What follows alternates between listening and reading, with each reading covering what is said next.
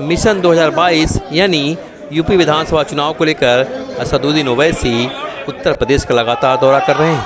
इसी क्रम में वे मुजफ्फरनगर पहुंचे, जहां उन्हें सुनने और देखने के लिए भारी भीड़ जमा हो गई। जिस दौरान लोगों ने उनकी सेल्फी भी लेनी चाही।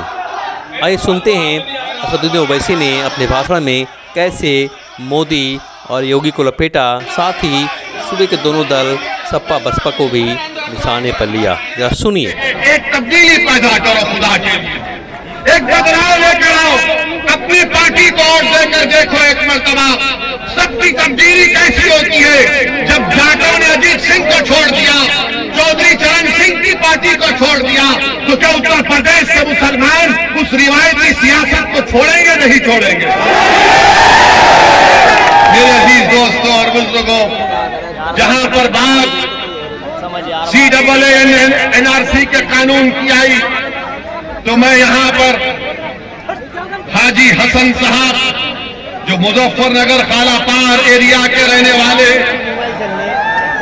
जिनके घर में घुसकर योगी की हजरत पुलिस ने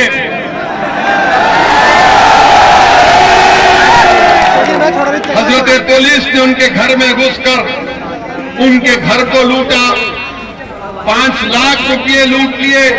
वो 5 लाख जो हाजी हसन साहब अपनी पोती की शादी के लिए रखे थे, और फिर उसके बाद हम पे नारे लगाए गए कि पाकिस्तान या कब्रिस्तान। और तरफे तमाशा यह है कि उनके बेटे शाहिद को गिरफ्तार कर लिया गया, उनके बेटे को गिरफ्तार कर लिया गया।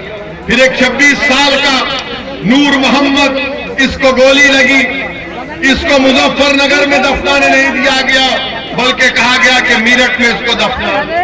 मेरे अजीज दोस्तों और बुजुर्गों, ये तमाम चीजें आपके सामने हैं। हम कब तक अपना खून बहाते रहेंगे? हम कब तक अपने ख्वाबों को चूर करते रहेंगे? हम कब तक अपने दिल की ख्वाहिश को इन तमाम पार्टी के सियासी नेताओं के कदमों में लाकर अपने ख्वाबों को बिछा देंगे? याद रखो, आपके ख्वाब आप पूरा करेंगे, आपकी मंजिल आप तय करेंगे, आपके फैसले आप करेंगे, आपका वोट आपकी पार्टी को मिलेगा।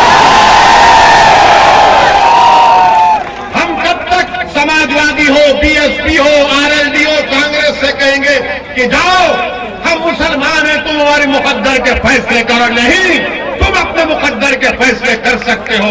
अल्लाह ने तुमको ताकत दी है, अल्लाह ने तुमको उनसे ज्यादा समझ दी है, अल्लाह ने तुमको उनसे ज्यादा दूरंदेशी दी। सिर्फ आपको एतमाद की जरूरत है। और लोग कहेंगे कि ओवैसी आकर तुमसे कह रहा है कि खतरे मोल लो। अरे मैं तुमसे ये नहीं कह रहा हूं कि खतरे मोल लो, मैं तुमसे कह रहा हूं कि हमारी जिंदगी का फैसला और मौत का फैसला अल्लाह कर चुका है। हमको जिद्दोजहद करना है, हमको मेहनत करना है। आपके वोट की क्या अहमियत है बताइए? आपके वोट की अहमियत क्या है बताइए? आपने तो इन तमाम सेकुलर पार्टियों को वोट दिया, मगर बीजेपी जीतती जा रही। हम नहीं चाह रहे कि इंशाअल्लाह ताला उत्तर प्रदेश में दोबारा योगी की सरकार ना बने, दोबारा योगी को। मगर ये लोग आकर क्या कहेंगे कि मुजफ्फरनगर में अगर वोट मुसलमानों का डिवाइड हो गया तो बीजेपी जीत जाएगी। ये बोलते हैं ना। अगर मुसलमान में देखो, आपके कान में आकर जैसा शैतान वसवसे डालता है, इस तरह के शैतान के एजेंट दुनिया में बहुत है। ये आकर कहेंगे कि देखो, अगर तुम वोट नहीं डालोगे तो बीजेपी को फायदा होगा। हम उस हजरत इब्लीस की औलाद से पूछना चाहते हैं। हम तो औज़ुबिल्लाहि मिनश शैतानिर रजीम कहते हैं, उनसे पूछना चाह रहे हैं, क्या 2019 के चुनाव में आपने बीजेपी को वोट दिया? आपने क्या 14 में आपने दिया था? क्या आपने 17 के विधानसभा के चुनाव में दिया था? तो 14, 17, 19 आपने 3 चुनाव में बीजेपी को वोट नहीं दिया, तो फिर कैसे बीजेपी जीत गई? कैसे जीती बीजेपी? आपको सोचता है। ये फैसला आपको करना है।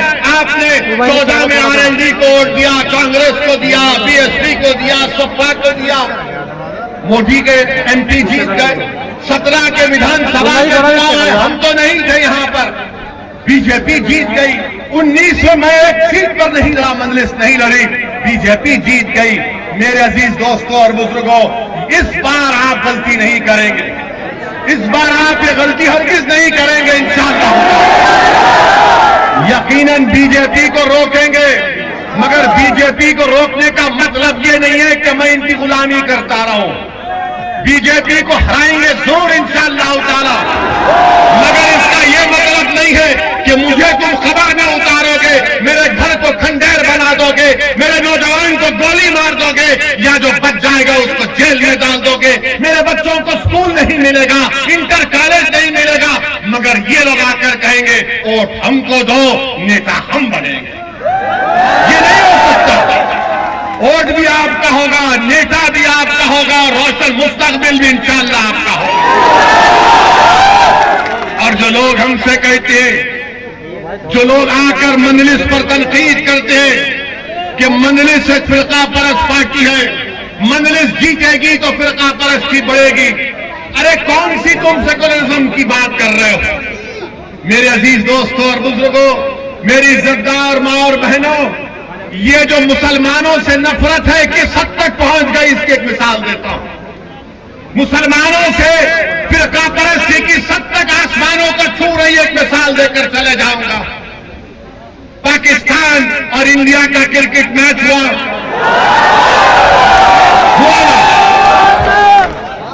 मैं तो ये कहा था मोदी जी से कि इस मैच मत खेलो आप। मैं तो कहा था कि मैच इसलिए मत खेलो क्योंकि पाकिस्तान से टेररिस्ट कश्मीर पे आके वहां के सिविलियन को गोली मार रहे, हमारे 10 सिपाहियों को मार रहे। मगर मैच हुआ, खेल है, 11 खिलाड़ी क्रिकेट मैच में खेलते हैं एक तरफ एक टीम में। बदकिस्मती से भारत हार गया, तो किस पर इल्जाम लगाया शिकस्त का? किस पर इल्जाम बोलो, किस पर इल्जाम लगा? किस पर इल्जाम लगा? तो क्या शमी एक ही प्लेयर था 11 में? 11 की टीम थी, मगर फिरका परस्ती बताने के लिए आपसे कह रहा हूं कि टीम हारी, हमको तकलीफ है, मगर शमी पर जिम्मेदारी डाल कि शमी की वजह से हार गए, शमी की वजह से हारते हैं। ये नहीं, ये यही तो फिरका परस्ती है, यही तो मुसलमानों से नफरत है। इसको आपको समझने की जरूरत है। मीडिया के लोग हमसे आकर पूछे, हमने कहा लो हमारा बयान हम कहते हैं तुमसे सुन लो। मेरे अजीज दोस्तों और बुजुर्गों, ये एक मिसाल है कि क्रिकेट के मैच में भी, खेल के मैदान में भी भारत की सियासत, भारत का माहौल इस तरह कर दिया गया कि हर चीज के लिए जिम्मेदार मुसलमान को बना दिया जाता है। कौन उठाएगा आवाज फिर? और लोग आकर कहेंगे, नहीं नहीं हमको इस माहौल को खत्म करना। रे कैसे खत्म करेंगे माहौल को? माहौल को खत्म कैसे करेंगे? भीख मांगकर माहौल खत्म करेंगे, रोकर माहौल को खत्म करेंगे? नहीं, जमहूरियत आपको इस बात की इजाजत देता है कि आप सियासत में हिस्सा लें, अपने वोट से अपने उम्मीदवार को कामयाब करें। और अगर कोई आपसे बदतमीजी करना चाहता है तो आप कहें कि मजलिस का ये कैंडिडेट हमारे सामने, तुम इससे बात करवा के। अच्छा, हैरत की बात यह, अफसोस की बात यह है कि यहां पर शमी पर इल्जाम लगा दिया मुसलमानों से नफरत करने वालों ने। तो हमारे पड़ोसी मुल्क का एक मिनिस्टर है, पागल है बेचारा, पागल है। उसने कह दिया कि पाकिस्तान जीता तो इस्लाम की कामयाबी होगी। अरे अहमक, दीन इस्लाम को क्रिकेट मैच से क्या करना है? दीन को क्रिकेट मैच से क्या करना है? मगर ये पड़ोसी के लोग समझ में नहीं आता। अल्लाह का शुक्र है कि हमारे बुजुर्ग नहीं गए वहां पर, वरना इन पागलों को हमको देखना पड़ता। जो लोग गए उनको बर्दाश्त। जब हम इन फिरका परस्तों को कह रहे हैं तो उनको भी कहना पड़ेगा। पड़ोस के जो मिनिस्टर ने बयान दिया, अरे ये तुमको शर्म नहीं है कि तुम्हारे मुल्क को चीन के पास गिरवी करती हो और तुम इस्लाम की बात करते हो? वो चीन जो जिंजियांग में मुसलमानों को 20 लाख मुसलमानों पे कैद में बंद कर दिया, जिनको जबरन सूअर खिलाया जा रहा है चीन में, आज वो मिनिस्टर इस्लाम की कामयाबी की बात करता है। अरे मिनिस्टर, पाकिस्तान में तुम एक मलेरिया की दवा नहीं बना सकते, तुम एक मोटरसाइकिल का टायर तैयार नहीं कर सकते। भारत बहुत आगे है, भारत से पंगा मत लो। ये हमारे घर का मामला, हम घर में तय कर लेंगे। हमको पाकिस्तान से कभी मतलब था ना कभी रहेगा। और हम ये हमारे शमी को गाली देने वालों से कहेंगे, प्यारे शमी के जैसा बॉलर फिर कभी नहीं मिलेगा भारत में। मगर दुश्मनी करना है, नफरत फैलाना है, हमारे हिंदू भाइयों में नफरत फैलाना है कि देखो 11 की टीम में 1 से हार गए। मेरे अजीज दोस्तों और बुजुर्गों, आपको यह भी बताना जरूरी समझ जलसे में शिरकत की। हाथ नीचे कर लो यार, मोबाइल इतना ऊपर क्यों पीछे भी लो भाई? दिखानी ना भाई,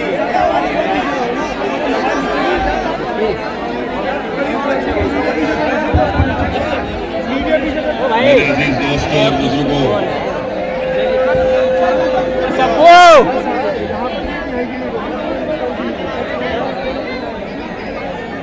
मेरी आप तमाम से दरख्वास्त है कि यहाँ पर जो लोग खरीद में है, जरा थोड़ी देर खामोश बैठ जाइए ताकि मैं अपनी बात को रख सकूं और आप लोग इत्मीनान से मेरी बात को सुने। हमारे इज़्ज़तदार माँ और बहनें पीछे भी लोग हैं। मेरे अजीज दोस्तों और बुजुर्गों, मैं आपसे ये गुजारिश करने आया हूँ कि आने वाले विधानसभा के चुनाव में इंशाअल्लाह ताला मजलिस-ए-इत्तेहादुल मुस्लिमीन न सिर्फ मुजफ्फरनगर शहर बल्कि जिले मुजफ्फरनगर से भी अपने उम्मीदवारों को, अपने कैंडिडेट्स को मैदान में उतारेगी। मैं आपसे ये अपील करने आया हूँ कि आप तमाम मुत्तहिद होकर अपने वोट का इस्तेमाल मजलिस-ए-इत्तेहादुल मुस्लिमीन के हक में करिए। मेरे अजीज दोस्तों और बुजुर्गों,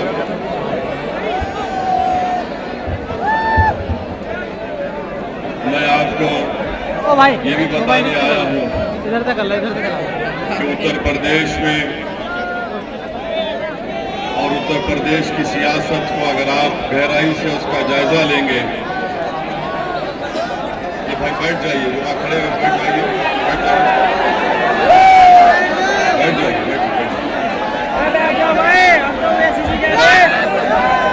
उत्तर प्रदेश की सियासत आपसे पुकार कर कह रही है कि जिस समाज के पास उसका नेता है, तुम क्या कर सकते?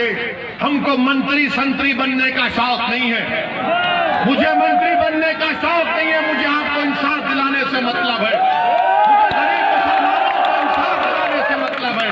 आपने सबको वोट डाला, कोई संतरी बना, कोई विधायक बना, कोई मंत्री बना, कोई ऊंचा चला गया, मगर इतना ऊंचा गया कि जिसने उसको ऊंचाई पर पहुंचाया उनको ही भूल गया। मेरे अजीज दोस्तों और बुजुर्गों, ये मोदी सरकार सेंसस के साथ ये हरकत करना चाहती है। हम मोदी सरकार को बताना चाह रहे हैं कि अगर एनपीआर होगा मोदी जी, तो खुदा की कसम असदुद्दीन ओवैसी मुजफ्फरनगर आकर एहतजाज करेगा। हम खामोश नहीं बैठेंगे। बताइए किसके पास भारत में बर्थ सर्टिफिकेट है? क्या आपके माँ बाप के पास बर्थ सर्टिफिकेट निकलेगा? क्या निकलेगा बर्थ सर्टिफिकेट? वो यूपी का बच्चा है जो इंदौर गया, इंदौर मध्य प्रदेश में गया, उसका नाम तस्लीम था, चूड़ियां बेच रहा था, तो उसको मारा गया कि तू उस शहर से है, आपका ताल्लुक उस सरजमीन से है जहां पर सितंबर 2013 में भारत की तारीख का एक बदनुमा फसाद मुजफ्फरनगर में किया गया। ये बात बिल्कुल सच है कि आज भी हजारों की तादाद में हमारे घर को हम वापस नहीं जा सकते। ये बात बिल्कुल सच है कि सौओं की तादाद में हमारी मोटरसाइकिल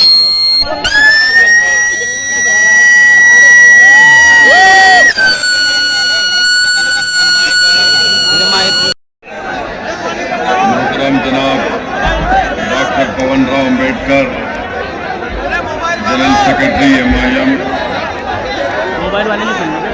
इंतसार अंसारी साहब, शमीम कुरैशी साहब, आबिद साहब, इमरान कासमी साहब, शमीम तुर्क साहब। जो सुप्रीम कोर्ट का ऑर्डर आया है वो अच्छा ऑर्डर है, हम उसका वेलकम करते हैं।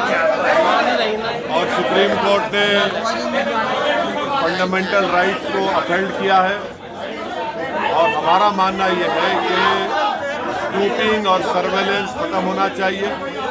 और हम उम्मीद करते हैं कि सुप्रीम कोर्ट ने जो कमेटी बनाई है उससे सच्चाई सामने आएगी। हम यही उम्मीद करते हैं। अच्छा, आप यूपी में चुनाव लड़ने जा रहे हैं तो किस तरह का चुनाव लड़ेंगे? कैसे आप भाजपा को हराने का काम करेंगे?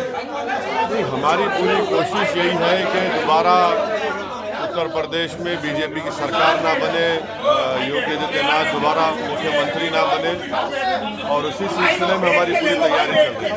किसी गठबंधन को लेकर किसी का वार्ता की जा रही है? आप किससे गठबंधन करने जा रहे हैं? अभी आगे देखिए, बहुत तब्दीलियां होंगी, हम जब आपको पता चलेगा। सर, आपके गठबंधन